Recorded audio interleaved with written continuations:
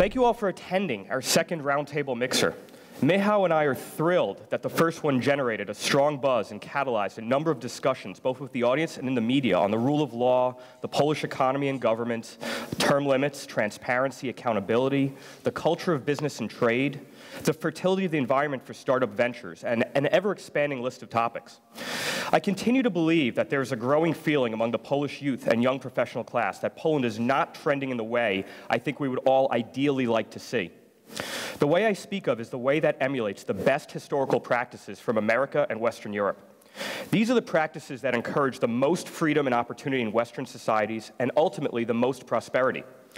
Everyone pays lip service to the importance of free speech and expression, but it is only in periods of extreme stress on the issue, after Charlie Hebdo, for example, that it comes to the front and is actively defended. By not having more concern for all the subtle, coercive, and undermining acts of censorship that occur regularly, I believe we allow a crony system to fester and become ever more pernicious in the way that it crowds out the free, the uncompromised, the productive, and the competitive in a society. I know my father, who spent his entire adult life in Poland battling the censors and being blacklisted for how he expressed himself. For him, free speech and a free press was the fundamental issue from which all his political beliefs sprung forward. Allow me to recite the text of the First Amendment of the United States Constitution. Congress shall make no law respecting an establishment of religion or prohibiting the free exercise thereof, or abridging the freedom of speech or of the press, or of the right of the people peaceably to assemble and to petition the government for a redress of grievances. Allow that to sink in for a moment. The very first amendment that would codify the rights of a free citizen in this new experimental republic, an experiment in democracy that we can now look back on as a resounding success, up until Obama, this very first amendment is a blanket protection of free expression in all its forms. It goes even further than just protecting free speech, press, assembly, and religion. The First Amendment actually encourages free citizens to complain by inputting, by suggestion, the right to petition the government for, as the framers put it, a redress of grievances. The protected right to complain. How cool and how Polish is that? Sadly, this First Amendment protection was not codified into Polish law in 1791 or in 1989 after the original roundtable. Because of this risk of an illegitimate power structure coercing the citizenry, this risk has remained high. I believe we see it in Poland today, this risk, more than ever. I want to look at some examples where I perceive free expression as being impeded in Poland, but would be protected under America's First Amendment. The first example, and I think the most pernicious example, is the manner in which criticism, especially of public figures, is easily stifled by the civil justice system. Michał alluded to this earlier. It hardly seems just that defamation lawsuits are being wielded like cudgels to obliterate criticism of the political and economic elite. This avenue is open to all who have the connections, savvy, money, and most of all, poor moral fiber in wishing to engage a critic in this way, as opposed to engaging in open debate.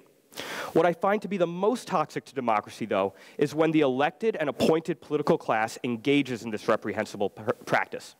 In theory, an integral component of the role of politician is to defend his or her actions to those served and to answer criticism head-on with openness and honesty. Because political criticism is not absolutely protected, too often, one cannot investigate and call out corrupt anti-competitive practices that have been codified into law by exactly those who stifle oversight. This is where we have to make a distinction between the letter of the law and the spirit of the law.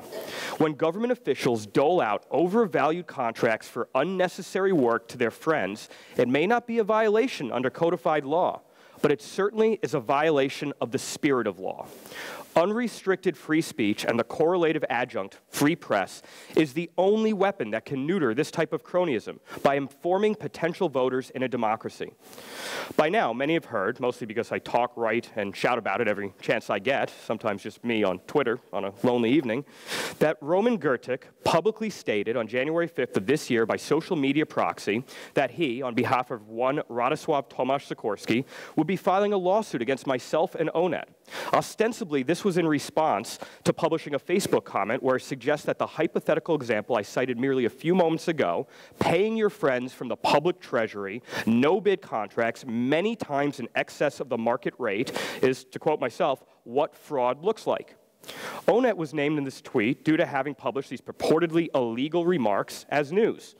Bear in mind, I wrote these remarks while in New York under the protection of the First Amendment in English to an inconsequentially sized group of friends and followers on a personal, non-commercial page on an American website.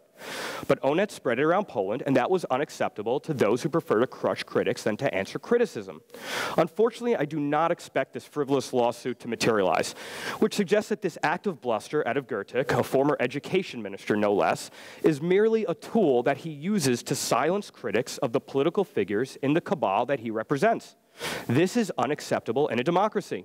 The burdens that politically connected actors like this create on a free people who may want to express ideas that are unpopular with certain segments is such that criticism and the plurality of alternative viewpoints, the lifeblood of democracy, are risked. Without a healthy environment for unfettered debate, where the best ideas and the best people rise to the top, freedom and ultimately prosperity is perennially threatened and never maximized. Another example of how free expression is undermined in Poland is the subversive work of the mainstream press itself.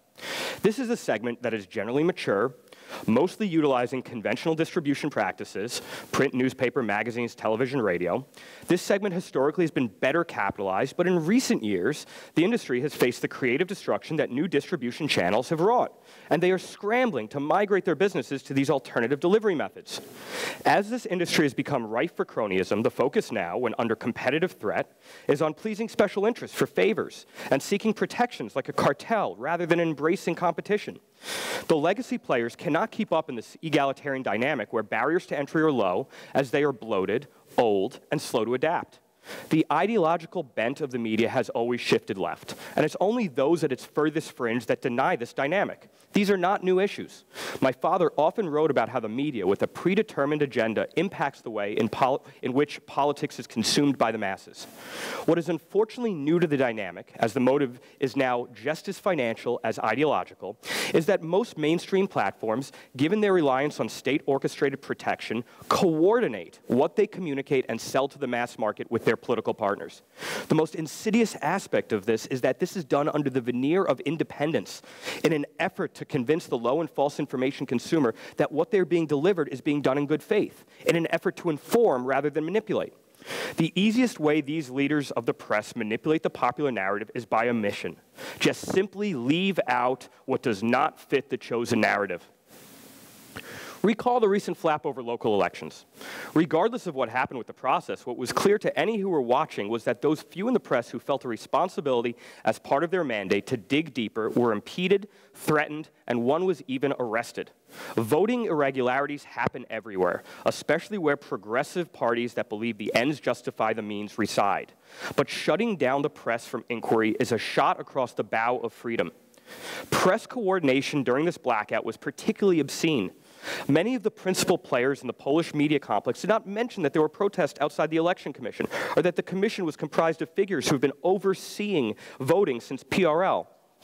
I saw a TV station that became a nonstop Apple News network. There was story after story about how many apples Poland was producing, about the Russian trade halt on apples, how delicious these apples were, what Poland could make from its apples, et cetera, et cetera. When two national-level politicians, the mayor of Warsaw and the president, made disparaging comments and threats concerning those who questioned the results and those who desired to try and oversee the process, much of the media was silent. The role of an independent press in a free society is to question, investigate, and oversee.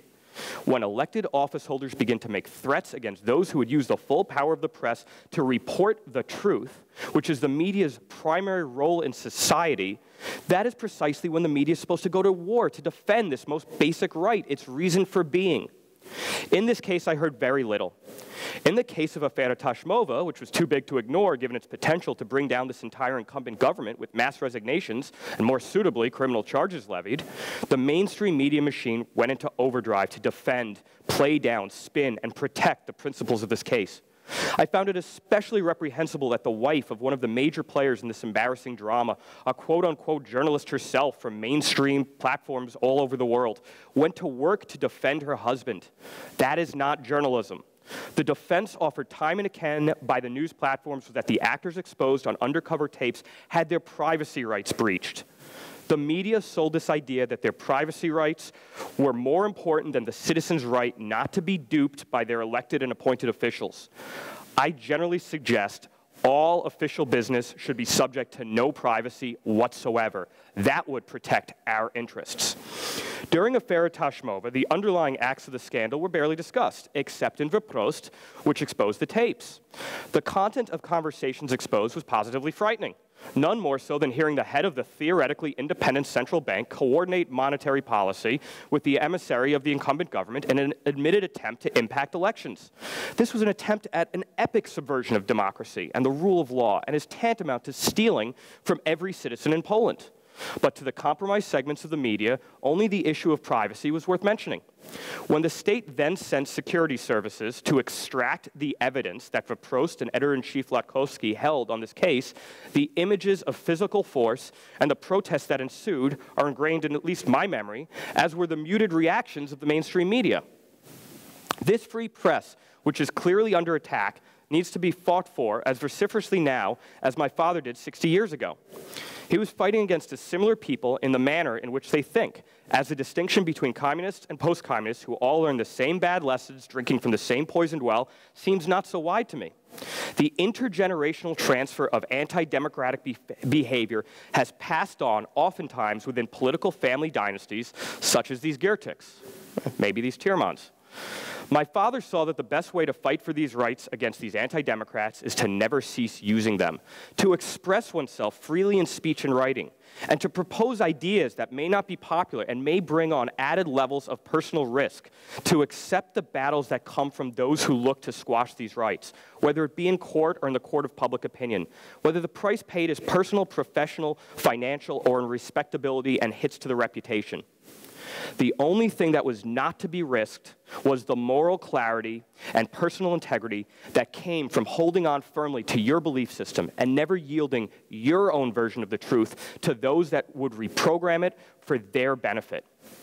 Beyond the previously discussed methods of media manipulation that include omission, spin, defense, coordination, and frivolous lawsuit, there exists one more method that only the biggest rent seekers in media can even begin to dream of: the bailout.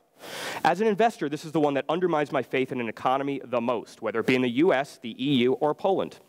When a monolithic corporate entity cannot compete or adapt, it withers and dies. This is a good thing and paves the way for new entrants and innovation. New blood brings new ideas and keeps societies competitive.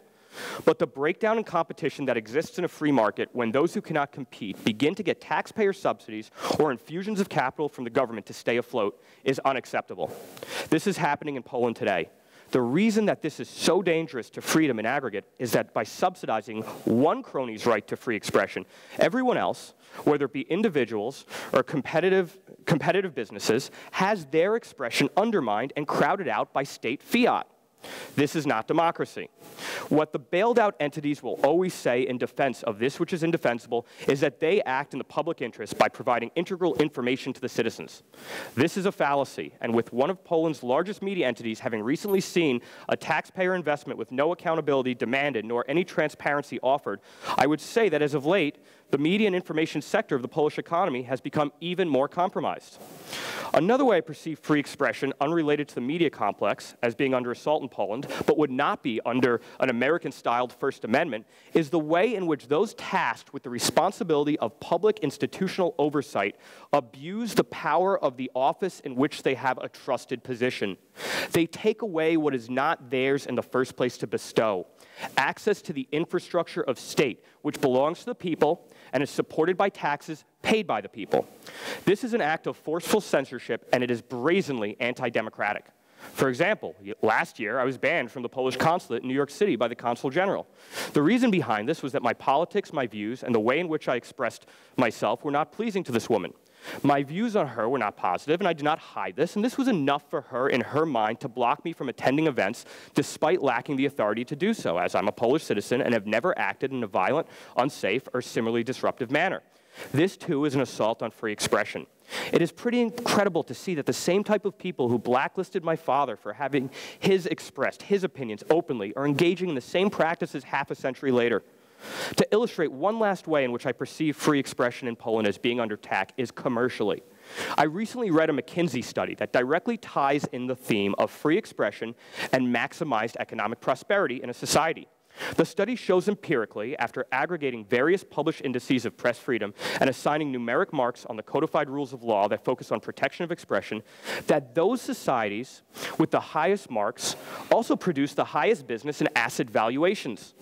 The more free speech is protected and the more ideas are allowed to be given voice, the more wealth a society can create. This intuitively makes sense, as innovation is most prone to take place in an environment that gives every form of idea robust freedom of exercise. The converse of this law, and we will hear more about this shortly from Paweł Budrewicz when he discusses an updated version of Wilczek's law, is the legal structure that exists in Poland today, where all things that are not expressly permitted by the law are held to be not legal, as opposed to the opposite. This, too, is a form of regulating expression, often commercial and microeconomic expression. And you can see why being an entrepreneur, trying to create something totally new, is so difficult in Poland today.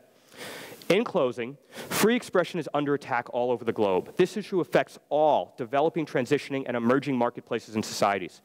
In Poland, one of the strongest transitioning economies in the world, free expression seems to me to be especially under attack in ways direct and indirect, in the subjects of politics, law, and commerce, and in both subversive and forcefully violent ways.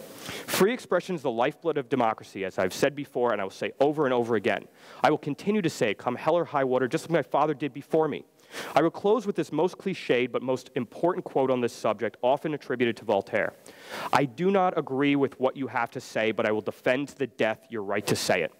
We all need to embrace these words and sentiment. It remains to be seen if Poland can develop a protection of free and competitive expression like the First Amendment serves to do in the United States. If so, Poland will be that much better, freer, and more prosperous for future generations. Thank you.